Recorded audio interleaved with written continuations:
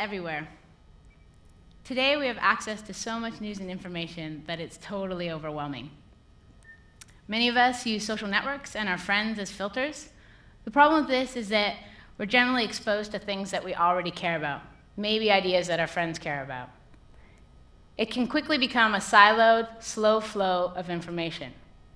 We're missing the serendipity of stumbling across a new person with a new idea and seeing where that will lead us. This search for serendipity in news became the focus of my research.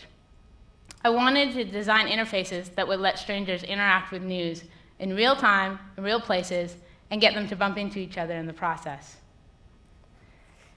The first thing I did was explore alternate methods of filtering the news.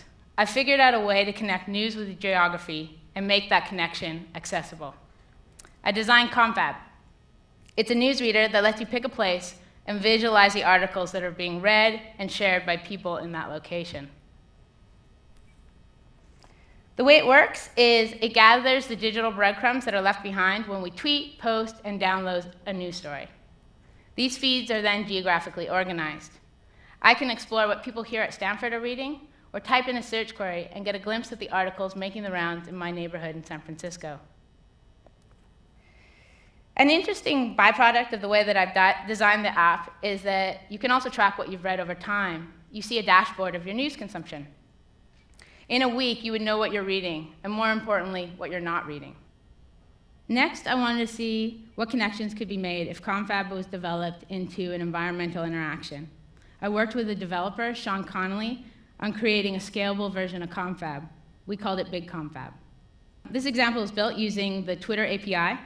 The interaction is gesture-based and can be projected onto any blank wall or used on a touchscreen. People within a community can open it and select a story to read on site, or scan a QR code and take an article with them to read later. We've only just begun, but we're pretty excited about the possibilities. Ultimately, we're striving for something like this: a digital newsstand. It's based on structures that are already popping up in San Francisco, small micro shops that are built out of shipping containers. My vision is to create a community news display where the members could be immersed in the day's headlines, and if all goes well, provide them with an opportunity to talk about the news together. This intersection of engagement and news is incredibly interesting, and there's still so much more room for experimentation. I'm excited to explore these projects and the whole topic in general post my fellowship. Thank you.